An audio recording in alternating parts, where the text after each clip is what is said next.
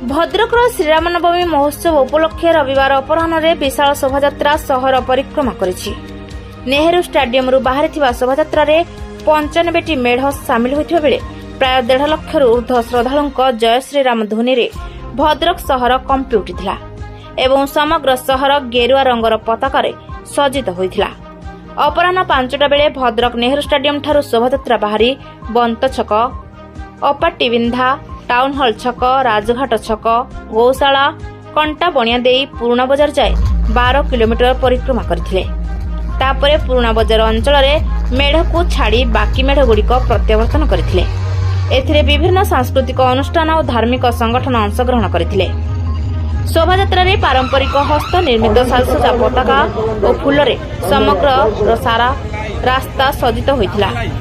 शोभायात्रा बेले सालंदी बाईपास सेवा संघ तरफ प्रसाद बंटन एवं ओडिशा सेलेस रिप्रेजेंटेटिव यूनियन OSRU तरफ पणा एवं विभिन्न अनुष्ठान और व्यक्तिविशेष पक्षर जलछत्र और प्रसाद बंटन कर जायथिला। भद्रकरू संजीव मिश्र रिपोर्ट, ओडिशा संग्राम न्यूज।